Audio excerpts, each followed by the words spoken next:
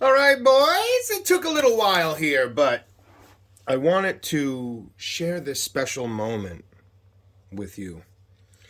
It's going to be a quick review, okay? This is the 84 Voltron. Um, I got it from a good buddy Heath. Packaged it very well. I mean, this thing, the chrome, for the age, the chrome, it was a good deal. So this is what I did because it's an older figure. So what I did was I took the Honda spray, microfiber clothed it up. Again, it's an older figure, so in here there's a couple metal tabs that hold the, see them, the two little metal tiny bars, you can call them, that hold in the arm or the lion's tail. So what I did, I took a little Q-tip and I rubbed some WD-40 on that. Rubbed it on this side nice so it didn't rust out, make it last a little longer. Q-tip, WD-40 in the screw. Die-cast chest piece right here. I'm excited about this because I had this as a young kid, and I haven't actually held, not at a flea market, nothing, in my hands. I haven't held one of these in 30 years at least, 30 something plus years, maybe 35 years. And it still feels good. And I never knew as a kid like where the die cast was. So I'll go over a couple things. The engineering is very simple, which is awesome. Heath works on these. He takes them apart. I mean, the back is three screws. The shell comes out. Couple screws here. It reminds me of when I was getting in the older couple of my vintage like Boss Pilder. The screws in the back, you can take it apart, you can tighten up the joints, very easy to work on. Anyway, this thing's cool, and just by getting this just renewed my love for Voltron.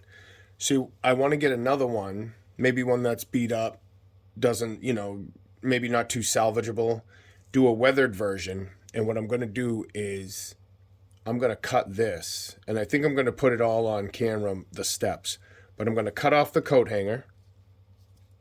So this is going to be gone. And what was I going to do? Oh, on the legs, I was going to, because the body's die cast, but the legs are plastic. Soul of Chigoken, the GX71, I believe. Sorry if I got the number wrong, but it's the Bandai Voltron. The legs are die cast, and the body's plastic. So that one you can't modify unless you use the leg covers, which if you know anybody on the aftermarket, they sell the leg covers. To me, again, it was like putting tape on a sinking ship's holes. Everybody loved the GX71 so much, the Bandai Voltron, that, they, with the thigh upgrade, then you got the leg covers. A lot of people liked it, so they're trying to save it once the 5 Pro Voltron came out. But this is the Matchbox version. The GB, you can see the stickers. GB 36 or 38, I believe. I think it's 36. But right here, kid died back in the day from the parts and accessories that used to shoot out. I used to love this as a kid, and I never wondered why. I thought it was just for show. Oh, it opens, I didn't know that the original Godaiken version by Bandai had the shooty parts. That's why it's sought after, because this is kind of the redo. Same mold and stuff. There's variations. There's a V belt, a fucking star belt upside down. But yeah, this is cool because you got the cannon here. That used to shoot on the old version. So it's cool that they still did that. There's no reason for them to take away those little parts, I believe. hey, it doesn't shoot. It's not going to hurt anything. Look at the little bit of engineering. They all usually have this. See how the legs go in and out? I think that's really cool.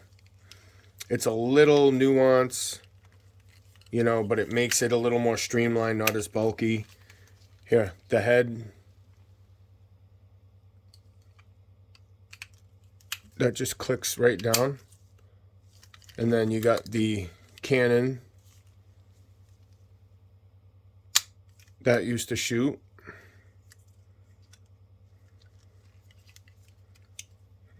Maybe the legs are better like that. I don't know. Maybe the legs are better like that. I know that's not how they were, but... So yeah, I'm going to get one, get a beat up one for cheap, maybe do like a weathered type of version. And since the legs are plastic here, keep the circle, but cut right there. So I'll leave that, cut right here. I'll have that circle down there. Seems pretty straightforward, seeing that the legs are plastic. Now, oh, one last thing before I form it. Right here is an old school spring, just a piece of wire that bends to close the door. I took a Q-tip and I put some WD-40 on that as well. So now, what I'll do to release some of the stress is I'll push that in. All right, hold on. There's something I'm going to do here. All right, so this is what I did. I didn't want the chrome to get scratched up, so I just cut some sandwich baggie. I'm going to trim that, and I just put it in. So there's nothing wrong with that. You know what I noticed? I never noticed this guy has no knee articulation. That's crazy. No knee articulation. But look at this bad boy, huh? I mean, for an old school robot, it's beautiful, and it's getting better. I'm going to finish forming this dude. This thing's coming together beautifully. All right, so I revamped it a little bit. What I did was, you got the lion's feet. I took a square of, you know, a sandwich baggie. Cut a little square so I didn't get too much up here. Like this, and I'll tell you about that in a second. Put a slit in it. Put it on like a boot or a sock. Stopped it where, you know, the leg gets fatter right here. So the slit stopped it. Slid it right up. So I shouldn't have a problem with any more, you know, I don't plan on moving it, but, you know, any more if I do pick it up, chrome touching. And the legs are on there nice and tight, so see it moving like that, I don't have to worry about more chrome ripping off, which is cool. On the back, I did something a little different. I think it looks a little more streamlined with the feet up like this, as opposed to the other way. So I am going to leave the feet like this. The best version of this I have, I'm going to keep. I might swap out a couple lines, like this has a little paint missing here. Not a huge deal. So I'll swap it out until I get like a perfect piece. And this is cool. This is a good starting point. Kind of sucky. There is no wrist articulation. Again, we're talking almost a 40-year-old toy here. And just like back in the day, baby, boom. And you would push that in. Whenever I remember that from as a child, I would push this in to turn the arms. So there's a little teeth locking mechanism. Push it in, and it will click into place. That's amazing. That's a nice, because even the forearm, this whole piece is die cast. So you got the back die cast, the forearm die cast, which a lot of places don't do anymore just because of the integrity. It's just heavy in the joints after a while. So, I mean, it's nice because you have that, you know, it's like anything else. You have that non-knowing back in the day, like, oh, we didn't know this was going to do this. So it makes it a classic. It fades it out. technology gets new. And then when you get one of these, it's like, damn, man. See, I don't like the paint on that head. So people are selling different heads and things like that. Look at that. So again, what I'll do is, and look at how nice and easy that clicks in. Push, click, the joints are good. And then I'll form the head. There was a time that I was watching this channel, Ultrazilla, and he couldn't form a Voltron. So I don't know if he deserves a YouTube channel. But look at that, boys. Look at that. Let me show you. Yep. So this one, there would be a sword and spinning laser blade, not a shield.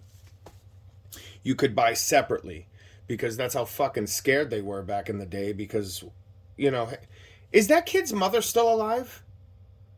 Hey, mom, whose kid died eating a Voltron missile, are you still alive? Because I am. A lot of people who collect Voltron are.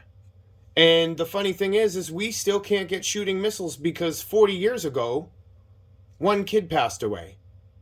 One kid passed away, so millions suffer. That's bullshit. I want fucking missiles. I want this thing shooting. So, yeah, sorry for your loss, mother. But, hey, we all remember. Look at that. This is amazing. So, this is a little, man, he looks great. I haven't seen this guy in so long.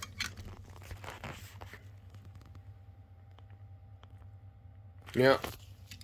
I used to walk around with this thing. He would come with me everywhere. I brought him fishing. I remember he fell just like that off the dock into the water. And he just stood there like that.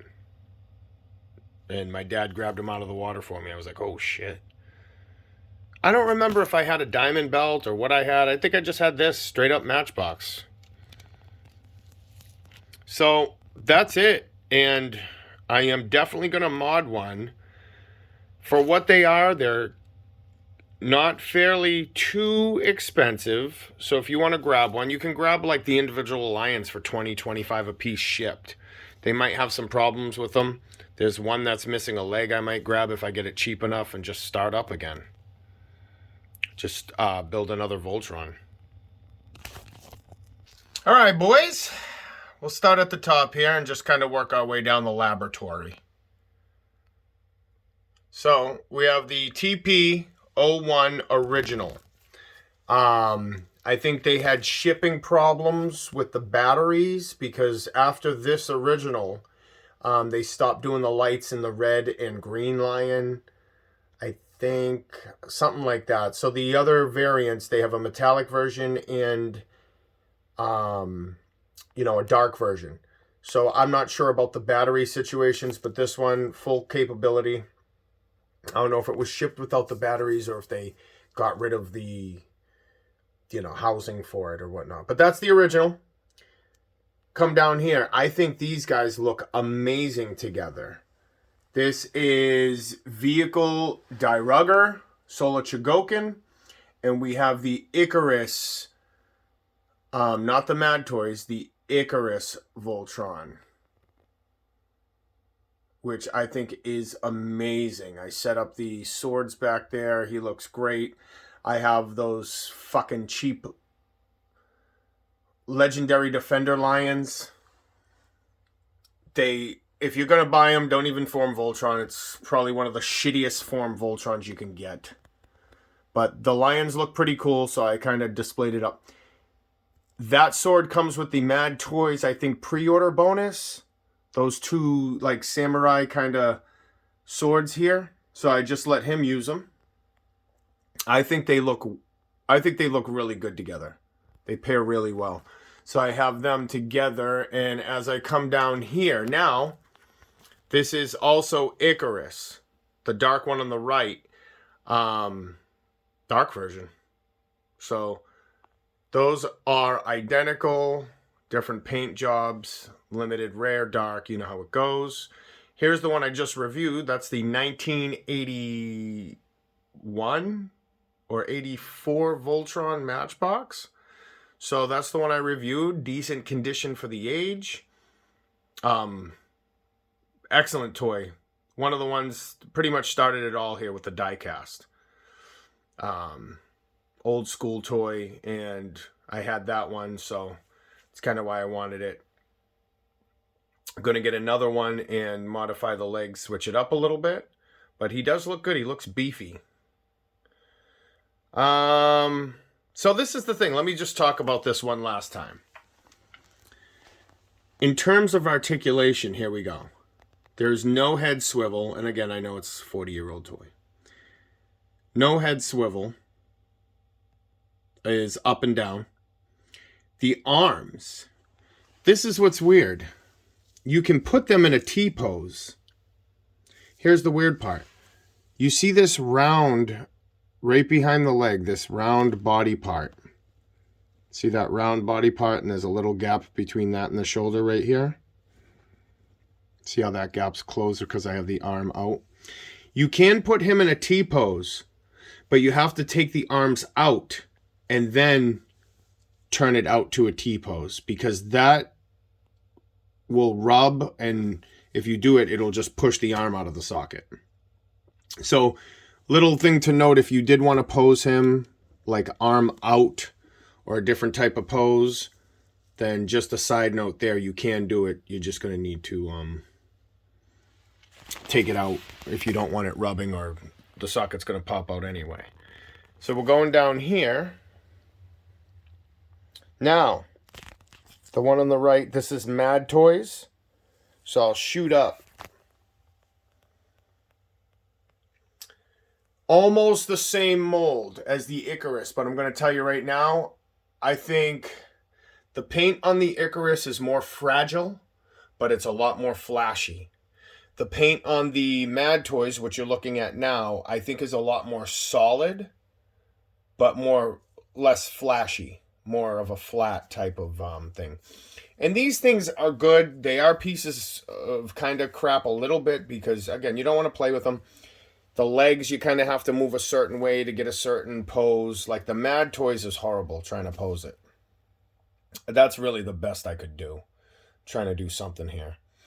Also with the Mad Toys, there's something in the forearm which doesn't give it the rotation all the way, which I thought was really weird. I don't know. There's kind of self-sabotage there because their whole thing was holding the blazing sword, you know. So when I bought this, I think someone maybe either went in there or just twisted it until it broke. But mine's fine. Everything's tight and it can move normally. So I have zero issue with that. Then you come over here. You got the Soul of Chigoken. Now, this inspired that. Soul of Chigoken. Beautiful. I have the not chrome but regular thigh extensions. I just wanted to match the robot. I didn't want, the front. I didn't want it chromed out. Just because of the fact that, whatever. Maybe I should have, because you got chrome on the arms. But hey, that inspired this about 30 years later. Amazing robot. They took everything you couldn't do. You see how they rounded like the butt so you could get outside T-pose. I got him kind of doing it. So they did a lot with the articulation. It's basically an upgraded version of this. Getting back to this, no head swivel. You can't do a T-pose unless you take the arms out. Fun fact, no knee bend. The lion mode, the knees will bend forward because of the lion mode, but no knee bend, no outward hip swivel. It's just basically a robot, like an old school robot. Just move the arms, move the shoulders, and, walk. But again, this is what started it. Thanks for watching the review. And we'll be back with some more shit.